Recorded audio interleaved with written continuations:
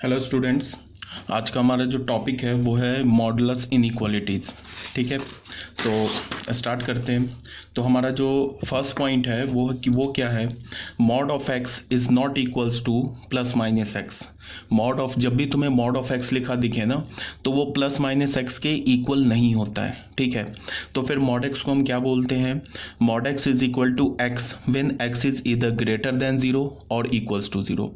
Mod x का value क्या होता है, एक्स के इक्वल होता है। कब, जब एक्स हमारा या तो पॉजिटिव हो या तो जीरो हो। और mod x is equal to minus x होता है when x is less than zero. देखो कुछ छोटे छोटे पॉइंट्स हैं जो कि काफ़ी इंपॉर्टेंट है, और आगे जो हम लोग हमारा जो सब्सिक्वेंट चैप्टर्स होंगे उसमें ये छोटे छोटे पॉइंट्स है, काफ़ी इंपॉर्टेंट है। इसी से जो मैथमेटिकल स्टेप्स जितने भी आएंगे ना या कैलकुलेशन करने में ये जो पॉइंट्स है काफ़ी यूज़फुल होंगे, तो इसको काफ़ी ध्यान से देखो। सेकंड हमारा क्या लिखा है कि मॉड एक्स जो होगा वो ए के इक्वल है।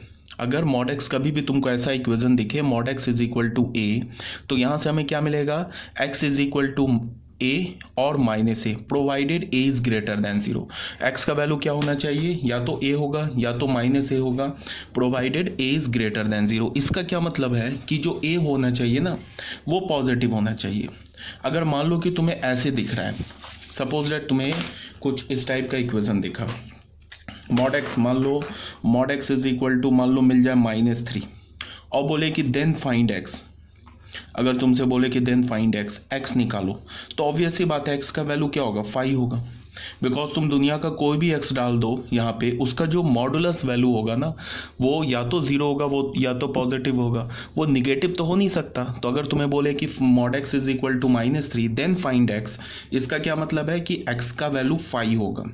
और अगर मॉड एक्स का वैल्यू मान लो गिवन है 4, यहाँ पे ये 4 क्या है, पॉजिटिव नंबर, तो हम क्या बोलेंगे, x इज इक्वल टू -4 और x इज इक्वल टू 4।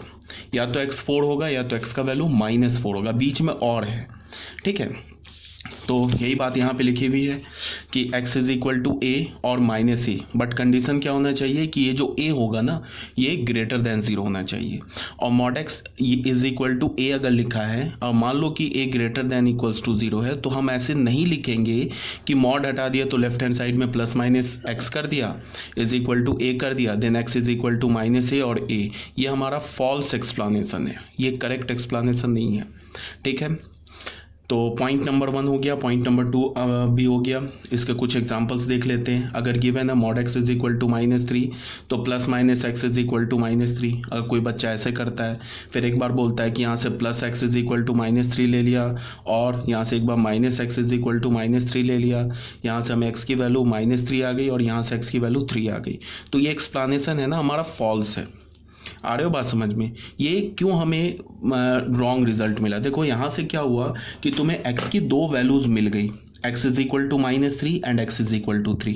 ठीक है, यहाँ पे तो दो वैल्यूज मिल गई, बट तुम देख सकते हो यहाँ पे क्या लिखा है, mod x is equal to -3, जो कि पॉसिबल ही नहीं है।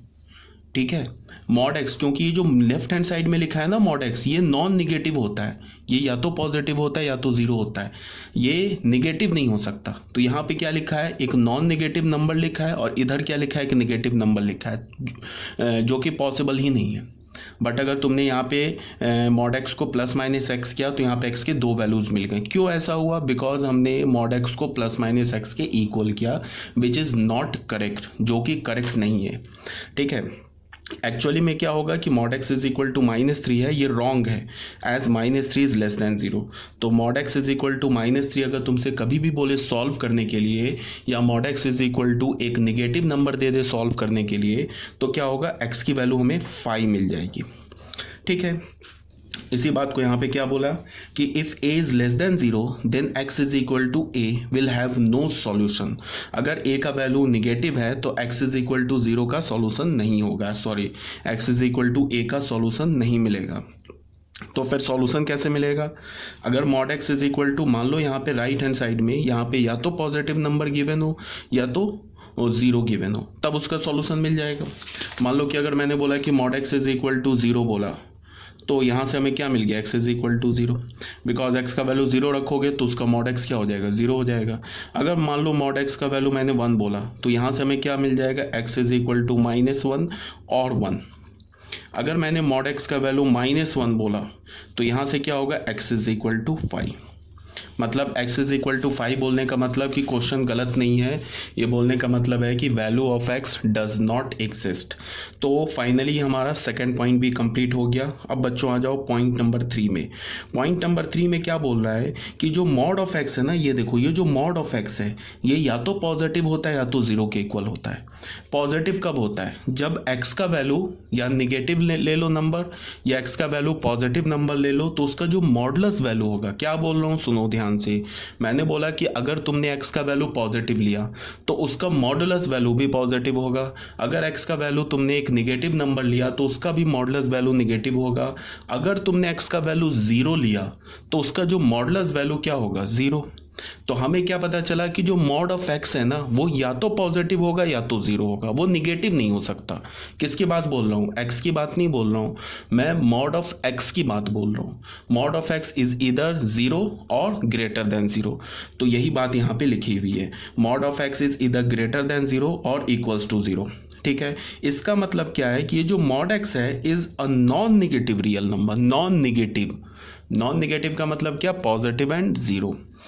तुम्हें जब भी ऐसे बोला जाए ना कि मान लो कि कोई ऐसे करके कोई बोल दे कि मॉड ऑफ एक्स बताओ क्या होगा, मॉड ऑफ एक्स देके तुमसे बोले कि बताओ इसका वैल्यू क्या होगा, तो तुम बोलोगे कि तुम कोई भी एक्स का वैल्यू रियल नंबर डालो, उसका जो मॉड होगा वो या तो पॉजिटिव होगा और मॉड ऑफ एक्स क्या होगा, या तो 0 होगा, या तो पॉजिटिव होगा या तो 0 होगा, निगेटिव तो हो ही नहीं सकता। तो इसी को मिला के हमने क्या लिख दिया, ग्रेटर देन 0 और यहाँ से इक्वल्स टू 0 ऐसे कर दिया।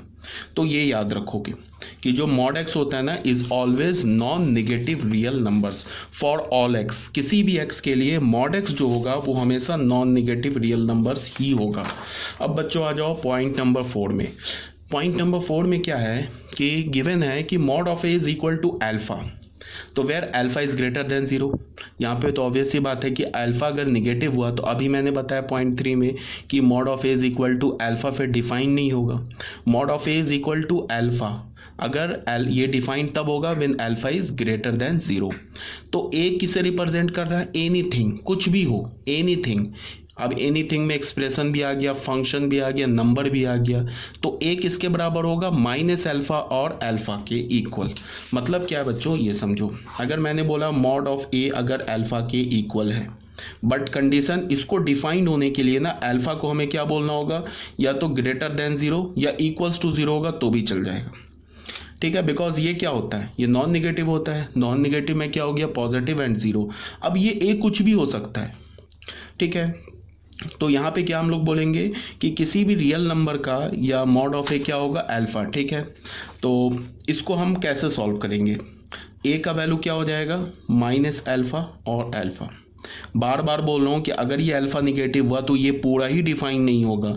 इसको डिफाइंड होने के लिए अल्फा को या तो पॉजिटिव होना होगा या तो 0 होना होगा।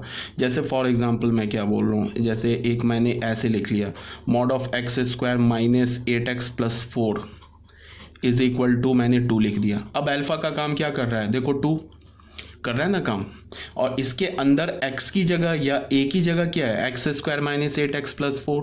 अब मैं बोल रहा हूँ कि ये तो डिफाइंड है, अगर यहाँ -2 कर देता ना तो फिर ये नॉट डिफाइंड हो जाता, फिर क्या होता है, x का वैल्यू 5 हो जाता। यहाँ पे 2 है, 2 पॉजिटिव है तो ये डिफाइंड है। अब क्या होगा कि अब यहाँ से ये a का काम कर रहा है, तो हम इसे सॉल्व कैसे करेंगे, x square minus 8x plus 4 किसके इक्वल होगा, या तो -2 के इक्वल होगा, और बीच में और है x square minus 8x plus 4 या तो 2 के इक्वल होगा। एक तो ये ऑप्शन हो जाएगा, एक ये ऑप्शन हो जाएगा।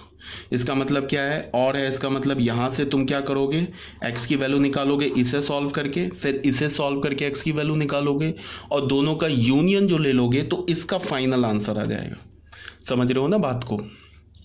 ठीक है, जैसे एक एग्जांपल और ले लिया, मान लो मैंने सेकंड एग्जांपल ले लिया। जैसे मैंने बोला कि चलो क्वेश्चन ही कर लेते हैं, मैंने बोला solve mod of x minus 4 is equal to 5, इसे सॉल्व करो। तो यहाँ पे क्या है, x की जगह क्या लिखा है, x माइनस 4। तो यहाँ से हम क्या करेंगे, सॉल्यूशन हमारा क्या होगा, x माइनस 4, ये जो x माइनस 4 है या तो -5 के इक्वल होगा और ये जो x माइनस 4 होगा या तो 5 के इक्वल होगा। तो यहाँ से हमें क्या पता चला, x इज इक्वल टू, ले जाओगे इधर तो -1 आ जाएगा, और x इज इक्वल टू 9। तो हमारा जो आंसर होगा वो यूनियन है ना, और का मतलब यूनियन है, तो x का वैल्यू -1 एंड 9। एक तो आंसर ऐसे लिख सकते हो, या फिर तुम बोल सकते हो x बिलोंग्स टू एक डिस्क्रीट सेट ले लो -1 एंड 9। तो ये भी हो गया। x बिलोंग्स टू -1, 9 बोलने का मतलब x -1 भी हो सकता है एंड x 9 भी हो सकता है। ठीक है, तो ऐसे सॉल्व करेंगे। क्लियर है, यही बात यहाँ पे बताई जा रही है आपको पॉइंट नंबर 4 में। तो एक क्वेश्चन नंबर 1 ले लिया हमने क्या बोला, mod of x² - 4 is equal to 1। तो देखो बच्चों, ये a का काम कर रहा है, ठीक है ना, ये a का काम कर रहा है। तो ये क्या लिखा है, mod a is equal to alpha लिखा है, और यहाँ पे अल्फा पॉजिटिव है, तो a जो होगा वो क्या होगा, या तो माइनस अल्फा होगा या तो अल्फा होगा। तो माइनस अल्फा का मतलब a जो है, a किसको हमने बोला, x² - 4 को, वो या तो -1 होगा या तो 1 होगा। यहाँ से हमने x की वैल्यू सॉल्व कर ली, x की वैल्यू हमें क्या मिली, ±√3। यहाँ से x की वैल्यू क्या मिली हमें, ±√5। अब बीच में और है, और का मतलब क्या होता है, यूनियन। तो हमने क्या कर लिया, ±√5 को भी कंसीडर कर लिया, ±√3 को भी कंसीडर कर लिया। तो हमें x की वैल्यू क्या मिली, -√5, -√3, √3 एंड √5। तो ये हमारा एक डिस्क्रीट सेट आ गया। और का मतलब क्या होता है, यूनियन ऑप्शन, एंड का मतलब इंटरसेक्शन और कंडीशन, ये ऑलरेडी बताया जा चुका है। ठीक है, 5th पॉइंट एक्चुअली दोबारा लिख दिया है कि mod of a is greater than equals to 0। Mod of दुनिया के किसी भी रियल नंबर का, किसी भी एक्सप्रेशन का जो मॉडुलस वैल्यू होगा वो या तो पॉजिटिव होगा या तो 0 होगा। इस बात को ध्यान में रखोगे। 6th पॉइंट में क्या बोला जा रहा है कि अगर तुम ऐसे देखो, ये हमारे पास नंबर लाइन गिवन है, अगर जीरो की बात करेंगे, जीरो का मॉड क्या होगा, 0। ठीक है, अगर 0 का मॉड निकालोगे, मॉड ऑफ 0 इज 0, और 0 से तुम आगे जाओगे तो पॉजिटिव रियल नंबर्स मिलेंगे, 0 से तुम पीछे जाओगे मतलब लेफ्ट साइड में जाओगे तो क्या मिलेंगे हमें, नेगेटिव रियल नंबर्स।